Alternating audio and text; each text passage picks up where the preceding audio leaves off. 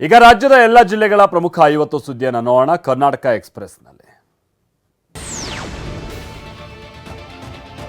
ಬೆಂಗಳೂರಿನ ಕೋಗಿಲು ಕ್ರಾಸ್ನಲ್ಲಿ ಅಕ್ರಮ ಮನೆಗಳ ನಿರ್ಮಾಣ ಪ್ರಕರಣದಲ್ಲಿ ಮಹತ್ತರ ಬೆಳವಣಿಗೆಯೊಂದು ನಡೆದಿದೆ. ಕೋಗಿಲು ಲೇಔಟ್ ಅತಿಕ್ರಮಣ ಮಾಡಿದ್ದ ವಿಜಯ್, ವಾಸಿಮುಲ್ಲಾ ಬೇಗ್, ಮುನಿ ಆಂಜಿನ್ಪಾ ಮತ್ತು ರಾಬಿನ್ ವಿರುದ್ಧ ಎಫ್ಐಆರ್ ದಾಖಲಿಸಲಾಗಿದೆ. ಈ ಪೈಕಿ ವಿಜಯ್ ಮತ್ತು ವಾಸಿಮುಲ್ಲಾ ಬೇಗ್ನನ್ನ ಪೊಲೀಸರು ವಶಕ್ಕೆ ಪಡೆದಿದ್ದಾರೆ.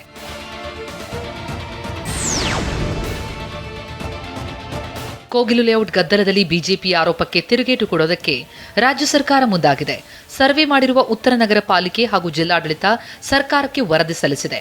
ಫಕೀರ್ ಕಾಲೋನಿ ಮತ್ತು ವಸೀಂ ಲೇಔಟ್ನಲ್ಲಿ ಮರಾಠಿ, ತಮಿಳು, ಉರ್ದು, ಹಿಂದಿ ಸೇರಿ ಕನ್ನಡಿಗರು ಎಷ್ಟಿದ್ದಾರೆ ಅಂತ ಉಲ್ಲೇಖಿಸಲಾಗಿದೆ. ಈ ಬಗ್ಗೆ ಸಿಎಂ ಸಿದ್ದರಾಮಯ್ಯ ನೇತೃತ್ವದ ಸಚಿವ ಸಂಪುಟ ಸಭೆಯಲ್ಲಿ ಚರ್ಚಿಸುವ ಸಾಧ್ಯತೆ ಇದೆ. ಫಕೀರ್ ಕಾಲೋನಿ ಮತ್ತು ವಸೀಂ ಲೇಔಟ್ನಲ್ಲಿ ಒಟ್ಟು 239 ಕುಟುಂಬಗಳು ವಾಸವಾಗಿದ್ವು ಅಂತ ವರದಿಯಲ್ಲಿದೆ.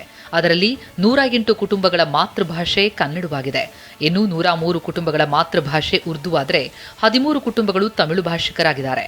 ಜೊತೆಗೆ 11 ಕುಟುಂಬಗಳ ಮಾತೃಭಾಷೆ ಹಿಂದಿ, ಅದಲ್ಲದೆ ತಲಾ 3 ಕುಟುಂಬಗಳ ಮಾತೃಭಾಷೆ ಮರಾಠಿ ಮತ್ತು ತೆಲುಗು ಆಗಿದೆ.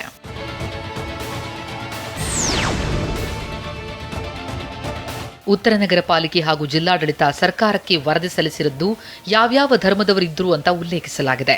ಬರೋಬ್ಬರಿ 159 ಕುಟುಂಬಗಳು ಮುಸ್ಲಿಮರಾದರೆ 31 ಹಿಂದೂ ಕುಟುಂಬಗಳು ಇದ್ವು.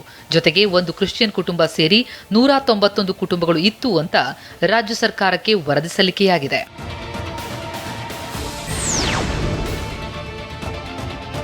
ಕೋಗಿಲು ಲೇಔಟ್ನಲ್ಲಿ ತೆರವಾಗಿರುವ ಪೈಕಿ 26 ಜನರಿಗೆ ಮನೆ ಕೊಡಲಿಕ್ಕೆ ಅವಕಾಶ ಇದೆ ಅಂತ ವಸತಿ ಸಚಿವ ಜಮೀರ್ ಅಹಮದ್ ಹೇಳಿದ್ದಾರೆ. ಬೆಂಗಳೂರಿನಲ್ಲಿ ಮಾತನಾಡಿದ ಅವರು, ಪರಿಶೀಲನೆ ವೇಳೆ ಸೂಕ್ತ ದಾಖಲೆ ಹೊಂದಿದ್ದು ಅವರಿಗೆ ಮನೆ ಹಂಚಿಕೆಯಾಗುತ್ತೆ. ಇನ್ನು ಹಲವರ ದಾಖಲೆಗಳನ್ನು ಪರಿಶೀಲನೆ ಮಾಡಲಾಗ್ತಾ ಇದೆ. ಕಂಡೀಷನ್ ಹಾಕಿ ಮನೆಗಳನ್ನು ನೀಡಲಾಗುತ್ತೆ.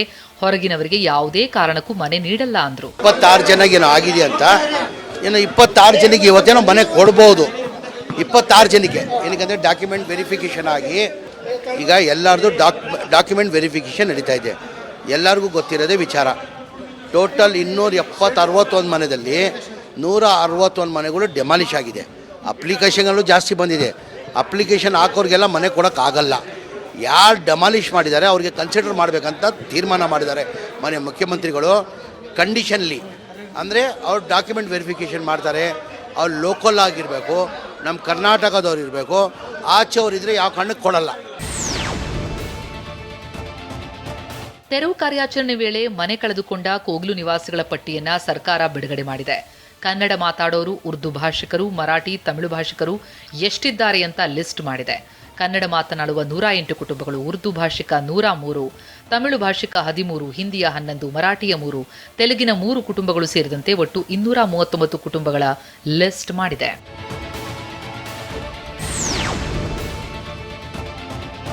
ಕೋಗಿಲು ಲೇಔಟ್ನಲ್ಲಿ ಒತ್ತುವರಿ ತೆರವಿನಿಂದ ನಿರಾಶ್ರಿತರಾಗಿರೋ ನಿವಾಸಿಗಳು ಮನೆಗಾಗಿ ಜಾತಕ ಪಕ್ಷಿಯಂತೆ ಕಾಯುತ್ತಿದ್ದಾರೆ. ಮನೆಗಳನ್ನ ಧ್ವಂಸಗೊಳಿಸಿ 19 ದಿನಗಳೇ ಕಳೆದ್ರೂ ಸರ್ಕಾರ ಮಾತ್ರ ನಿರಾಶ್ರಿತರಿಗೆ ಮನೆ ಕಲ್ಪಿಸಿಲ್ಲ. ಈವರೆಗೂ 90 ಜನರ ಬಳಿ ಇರೋ ದಾಖಲೆಗಳನ್ನ ಪರಿಶೀಲನೆ ನಡೆಸಲಾಗಿದೆ. ಹೊಸ ದಾಖಲೆ ಕೇಳಿದ್ರೆ ಹೇಗೆ ಕೊಡೋದು ಅಂತ ಫಕೀರಿ ಕಾಲೋನಿ ನಿವಾಸಿಗಳು ಪ್ರಶ್ನಿಸಿದ್ದಾರೆ.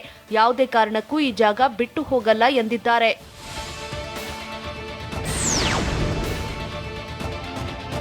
ಕೋಗಿಲು ಲೇಔಟ್ನಲ್ಲಿ ಅಕ್ರಮವಾಗಿ ಮನೆ ಕಟ್ಟಿಕೊಂಡಿದ್ದ ಶ್ರೀನಾಥ್ ಎಂಬುವರು ಪೊಲೀಸ್ ವಿಚಾರಣೆ ಬಗ್ಗೆ ಟಿವಿ9ಗೆ ಪ್ರತಿಕ್ರಿಯಿಸಿದ್ದಾರೆ. ಎಸಿಪಿ ಇನ್ಸ್ಪೆಕ್ಟರ್ ವಿಚಾರಣೆ ನಡೆಸಿದ್ರು. ವಿಜಯ್ ವಸೀಂಗೆ ಹಣ ಕೊಟ್ಟಿರೋದು ನಿಜ, ಆದರೆ ಸೈಟ್ಗಾಗಿ ಅಲ್ಲ. 20 ವರ್ಷಗಳ ಹಿಂದೆ ಬಂಡೆ ಕೆಲಸ ಮಾಡುತ್ತಿದ್ದೆ. 8 ವರ್ಷದ ಹಿಂದೆ ಎಲ್ಲರೂ ಮನೆ ಕಟ್ಟಿಕೊಂಡರು, ನಾನು ಕೂಡ ಕಟ್ಕೊಂಡೆ. ನನ್ನ ಬಳಿ ಎಲ್ಲಾ ದಾಖಲೆ ಇದೆ ಎಂದಿದ್ದಾರೆ. ನಿಮಗೆ ಮನೆ ಕಟ್ಟೋದಕ್ಕೆ ಯಾರಿಗಾರು ದುಡ್ಡು ಕೊಟ್ಟಿದ್ರಾ ಏನು ಅಂತೆಲ್ಲ ಕೇಳಿದ್ರು. ಸರ್ಕಲ್ ಇನ್ಸ್ಪೆಕ್ಟ್ರು ಕೇಳಿದ್ರು, ಮತ್ತು ಎಸಿಪಿ ಸಾಹೇಬರು ಕೇಳಿದ್ರು. ಅವ್ರಿಗೆಲ್ಲ ಮಾಹಿತಿ ಹೇಳಿದ್ವಿ, ಏನೇನು ಇಲ್ಲಿ ನಡೀತು ಅಂತೆಲ್ಲ ಹೇಳಿದ್ವಿ. ನನ್ನನ್ನು ಕೇಳಿದ್ದು ವಿಚಾರ, ನೀವು ಎಷ್ಟು ವರ್ಷ ಬಂದಿದ್ದು ಅಂತ ಹೇಳಿದಕ್ಕೆ ನಾನು ಇಲ್ಲೇ ಬಂಡೆಯಲ್ಲಿ ಕೆಲಸ ಮಾಡ್ಕೊಂಡಿದ್ದೆ, ನಾನು ಇಲ್ಲೇ ಕಟ್ಕೊಂಡಿದ್ದು ನಿಜ ಸ್ವಾಮಿ ಅಂತ ಹೇಳಿದೆ. ಆಮೇಲೆ ದುಡ್ಡು ಯಾರಿಗಾರು ಕೊಟ್ಟಿದ್ರಾ ಅಂದರು. ಜಾಗಕ್ಕೆ ದುಡ್ಡು ಯಾರಿಗೂ ಕೊಟ್ಟಿಲ್ಲ. ನಾನು ಜಾಗಕ್ಕೆ ಯಾರಿಗೂ ದುಡ್ಡು ಕೊಟ್ಟಿಲ್ಲ, ಆದರೆ ಶೀಟ್ ಕೊಟ್ಟಿದ್ದೆ. ನಾನು ಮನೆ ಹಾಕ್ಬೇಕಾದ್ರೆ ಶೀಟ್ ತಗೋಬೇಕಾಗಿತ್ತು. ನನಗೆ ಸೆಕೆಂಡ್ ಹ್ಯಾಂಡಲ್ ಶೀಟ್ ನನ್ನ ಹೊಸ ತಗೊಳ್ಳೋಕ್ಕೆ ಆಗಲ್ಲ ಅಂತೇಳಿ ಸೆಕೆಂಡ್ ಹ್ಯಾಂಡಲ್ ಶೀಟ್ ತಗೊಳ್ಳೋದಕ್ಕೆ ವಿಜಯ್ ಅವ್ರಿಗೂ ಸ್ವಲ್ಪ ಕೊಟ್ಟಿದ್ದೆ ಅಂತ ನಾನು ಹೇಳಿದೆ. ಡಿಸಿಎಂ ಡಿಕೆ ಶಿವಕುಮಾರ್ ರನ್ನ ಅಸ್ಸಾಂನಲ್ಲಿ ಚುನಾವಣೆ ವೀಕ್ಷಕರಾಗಿ ನೇಮಿಸುವ ಮೂಲಕ ಪಂಚರಾಜ್ಯ ಚುನಾವಣೆ ತನಕ ಅಧಿಕಾರ ಹಂಚಿಕೆ ಚರ್ಚೆ ಇಲ್ಲ ಅಂತ ಹೈಕಮಾಂಡ್ ಪರೋಕ್ಷ ಸಂದೇಶ ರವಾನಿಸಿದೆ. ಮಾರ್ಚ್ ಏಪ್ರಿಲ್ನಲ್ಲಿ ಅಸ್ಸಾಂ ಚುನಾವಣೆ ಎದುರಿಸಲಿದೆ. ಈ ಮೂಲಕ ಏಪ್ರಿಲ್ವರೆಗೆ ಅಧಿಕಾರ ಹಂಚಿಕೆ ಬದಲಾವಣೆ ಇಲ್ವೇ ಅನ್ನೋ ಅನುಮಾನ ವ್ಯಕ್ತವಾಗಿದೆ.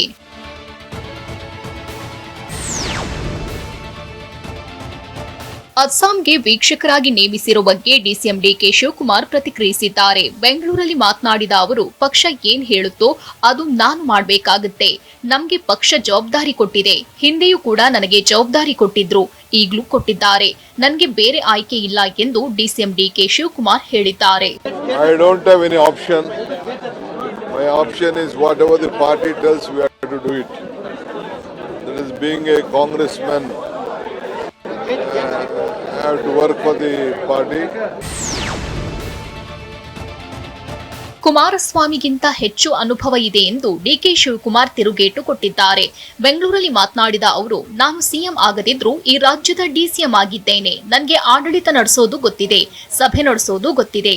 ನಿಮ್ಗಿಂತ ಹೆಚ್ಚು ಆಡಳಿತ ನಡೆಸಿರೋ ಅನುಭವ ಹೊಂದಿದ್ದೇನೆ. ನಾನು ರಾಜಕೀಯದಲ್ಲಿ ಅವರಿಗಿಂತ ಹಿರಿಯ ಎಂದು ಟಾಂಗ್ ಕೊಟ್ಟಿದ್ದಾರೆ. Mr.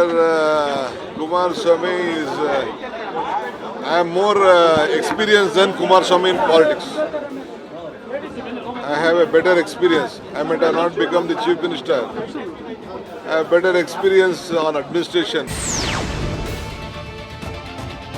ಕೆಂಪೇಗೌಡ ಏರ್ಪೋರ್ಟ್ನಲ್ಲಿ ಪಿಕಪ್ ಪಾಯಿಂಟ್ಗೆ ಟ್ಯಾಕ್ಸಿಗಳ ನಿಷೇಧ ಹಿನ್ನೆಲೆ ಟ್ಯಾಕ್ಸಿ ಚಾಲಕರ ಸಮಸ್ಯೆ ಆಲಿಸಲು ಸಚಿವ ರಾಮಲಿಂಗಾರೆಡ್ಡಿ ಏರ್ಪೋರ್ಟ್ಗೆ ಆಗಮಿಸಿದ್ರು.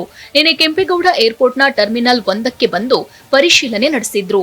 ಟ್ಯಾಕ್ಸಿಗಳ ಜೊತೆಗೆ ಬಿಎಂಟಿಸಿ ಬಸ್ಗಳನ್ನು ಸಹ ಕಡಿಮೆ ಮಾಡಿರುವುದಕ್ಕೆ ಸಚಿವ ರಾಮಲಿಂಗಾರೆಡ್ಡಿ ಗರಂ ಆದ್ರು. ಸಾರ್ವಜನಿಕರಿಗೆ ಉಪಯುಕ್ತವಾಗುವ ಬಸ್ ಮತ್ತು ಟ್ಯಾಕ್ಸಿಗಳನ್ನ ದೂರವಿಟ್ಟು ಕಂಪನಿಗಳಿಗೆ ಅನುಕೂಲ ಮಾಡ್ತಿದ್ದೀರಿ ಅಂತ ಅಸಮಾಧಾನ ವ್ಯಕ್ತಪಡಿಸಿದ್ರು.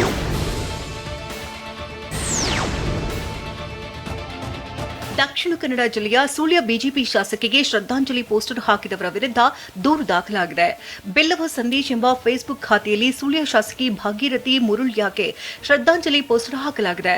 ಸದಾನಂದ ಬಂಟ್ವಾಳ ಎಂಬುವರ ದೂರು ಆಧರಿಸಿ ಬಂಟ್ವಾಳ ಗ್ರಾಮಾಂತರ ಪೊಲೀಸ್ ಠಾಣೆಯಲ್ಲಿ ದೂರು ದಾಖಲಾಗಿದೆ. ಇತ್ತ ಶಾಸಕಿ ಭಾಗೀರಥಿ ಮುರುಳ್ಯ ಕೂಡ ಎಸ್ಪಿ ಕಚೇರಿಗೆ ದೂರು ನೀಡಲಿದ್ದಾರೆ.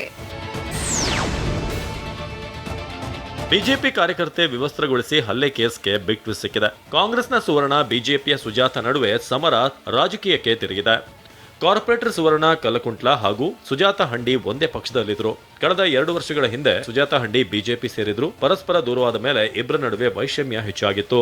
ಸಣ್ಣ ಪುಟ್ಟ ವಿಚಾರಕ್ಕೂ ಎರಡೂ ಕುಟುಂಬಗಳ ನಡುವೆ ಜಗಳವಾಗ್ತಾ ಇತ್ತು. ಏರಿಯಾದಲ್ಲಿ ಹಿಡಿತ ಸಾಧಿಸಲು ಇಬ್ಬರ ನಡುವೆ ಪೈಪೋಟಿ ಏರ್ಪಟ್ಟಿತ್ತು. ಇನ್ನು 9 ಜನರ ವಿರುದ್ಧ ಎಫ್ಐಆರ್ ದಾಖಲಾಗಿದೆ. ಪಾಲಿಕೆ ಸದಸ್ಯೆ ಸುವರ್ಣ ಕಲಕುಂಟ್ಲ, ಡೇವಿಡ್ ಸೇರಿದಂತೆ 9 ಜನರ ಮೇಲೆ ಕೇಶವಾಪುರ ಠಾಣೆಯಲ್ಲಿ ಎಫ್ಐಆರ್ ದಾಖಲಾಗಿದೆ. ಅತ್ತ ಸುಜಾತ ಹಂಡಿ ಮನೆಗೆ ಬಿಜೆಪಿ ಮಹಿಳಾ ಮೋರ್ಚಾ ಅಧ್ಯಕ್ಷೆ ಭೇಟಿ ನೀಡಲಿದ್ದಾರೆ. ಘಟನೆ ಸಂಬಂಧ ಅಧ್ಯಕ್ಷೆ ಮಂಜುಳಾ ಮಾಹಿತಿ ಪಡೆಯಲಿದ್ದಾರೆ.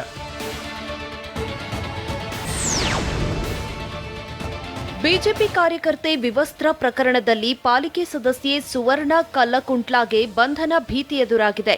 ಎಫ್ಐಆರ್ ಆಗ್ತಿದ್ದಂತೆ ಪಾಲಿಕೆ ಸದಸ್ಯೆ ಸುವರ್ಣ ಕಲ್ಲಕುಂಟ್ಲಾ ಮನೆ ತೊರೆದಿದ್ದಾರೆ.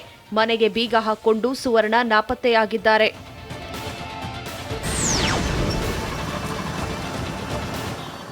ಬೆಂಗಳೂರಿನ ಹೃದಯ ಭಾಗದಲ್ಲಿ ವೈಟ್ ಟಾಪಿಂಗ್ ಕಾಮಗಾರಿ ನಡೆಯಲಿದೆ. ಮೆಜೆಸ್ಟಿಕ್ನಿಂದ ಮಲ್ಲೇಶ್ವರಂಗೆ ಸಂಪರ್ಕ ಕಲ್ಪಿಸುವ ರಸ್ತೆಯಲ್ಲಿ ವೈಟ್ ಟಾಪಿಂಗ್ ಕಾಮಗಾರಿ ಕೈಗೊಳ್ಳಲಾಗಿದೆ. ಇದರಿಂದಾಗಿ ಈ ರಸ್ತೆಯನ್ನ 3 ತಿಂಗಳ ಕಾಲ ಬಂದ್ ಮಾಡಲಾಗಿದೆ. ಮಂತ್ರಿಮಾಲ್ ಕಡೆಗೆ ಹೋಗ್ತಕ್ಕಂಥ ಒಂದು ರೂಟಲ್ಲಿ ಇದ್ದೀನಿ. ಈ ಒಂದು ರಸ್ತೆಯನ್ನ ಸುಮಾರು 3 ತಿಂಗಳ ಕಾಲ ಬಂದ್ ಮಾಡ್ತೀರಿ ಅಂತ ಈಗಾಗಲೇ ಮಾಹಿತಿಯನ್ನು ಕೊಟ್ಟಿದ್ದಾರೆ. ಆದರೆ ಈ ಒಂದು ರಸ್ತೆಯನ್ನು ನಂಬ್ಕೊಂಡಿದ್ದ ಸಾವಿರಾರು ಮಂದಿ ವಾಹನ ಸವಾರರು ಈಗ ಪರದಾಟವನ್ನು ಮಾಡ್ತಾರೆ. ಯಾಕಂದರೆ ಏನು ಮೆಜೆಸ್ಟಿಕ್ಕಿಂದ ಮಲ್ಲೇಶ್ವರಂ ಮಂತ್ರಿಮಾಲ್ ಕಡೆಗೆ ಪ್ರಯಾಣವನ್ನು ಬೆಳೆಸಬೇಕಾಗಿತ್ತು. ಅವರೆಲ್ಲರೂ ಕೂಡ ಓಕ್ಲಿಪುರಂಗೆ ಹೋಗಿ ಮತ್ತೆ ಅಲ್ಲಿ ಟರ್ನನ್ನು ತಗೊಂಡು ಸುತ್ತ ಹಾಕ್ಕೊಂಡು ಮತ್ತೆ ಅವರ ದಾರಿಯನ್ನು ಸೇರಿಕೊಳ್ಬೇಕಾಗಿದೆ. ಹೀಗಾಗಿ ತುಂಬಾ ಪರದಾಟ ಇಲ್ಲಿ ಸುಚ್ಚಾಗಿತ್ತು. ಸುಮಾರು 3 ತಿಂಗಳ ಕಾಲ ಈ ಒಂದು ರಸ್ತೆಯನ್ನು ಕ್ಲೋಸ್ ಮಾಡ್ತೀರಿ, ವೈಟ್ ಟಾಪಿಂಗ್ ಕಾರಣ ಕ್ಲೋಸ್ ಆಗಿರುತ್ತೆ ರಸ್ತೆ ಅಂತೇಳಿ ಈಗಾಗಲೇ ಒಂದಷ್ಟು ಬ್ಯಾನರ್ಗಳನ್ನು ಕೂಡ ಅಳವಡಿಕೆ ಮಾಡಿರ್ತಕ್ಕಂಥದ್ದು.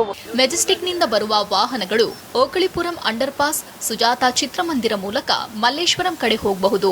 ಹಾಗೆ Shivananda circle, Kino theatre, Swastik junction ಮೂಲಕ ಮಲ್ಲೇಶ್ವರಂ ತೆರಳಬಹುದಾಗಿದೆ.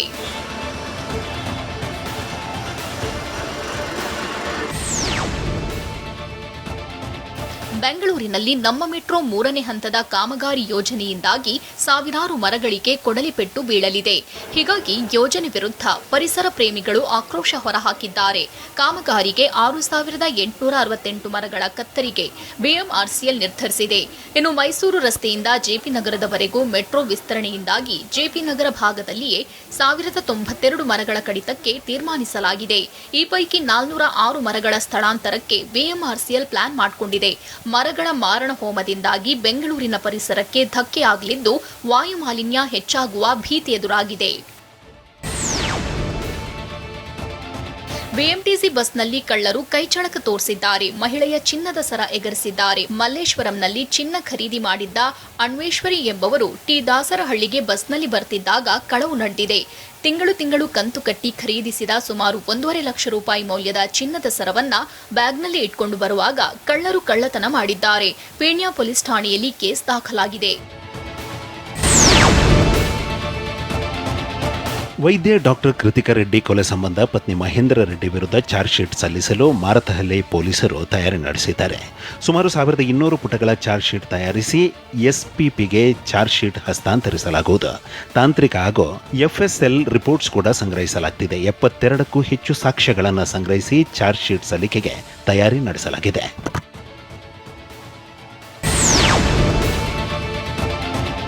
ತುಮಕೂರಿನಲ್ಲಿ ಸೊಸೆ ಕಾಟಕ್ಕೆ ಬೇಸತ್ತ ಅತ್ತೆ ಆತ್ಮಹತ್ಯೆಗೆ ಶರಣಾಗಿದ್ದಾರೆ. ಗುಬ್ಬಿ ತಾಲೂಕಿನ ಕಾರೆಕುರ್ಚಿ ಗ್ರಾಮದಲ್ಲಿ ಘಟನೆ ನಡೆದಿದೆ. 60 ವರ್ಷದ ಭ್ರಮರಾಂಬಿಕೆ ಎಂಬುವವರು ನೇಣು ಬಿಗಿದು ಸಾವಿಗೆ ಶರಣಾಗಿದ್ದಾರೆ. ಸೊಸೆ ಮಗನ ದೂರ ಮಾಡುತ್ತಾಳೆಂಬ ಆತಂಕದಲ್ಲಿ ನೊಂದ ಭ್ರಮರಾಂಬಿಕೆ ಆತ್ಮಹತ್ಯೆ ಮಾಡಿಕೊಂಡಿದ್ದಾರೆ.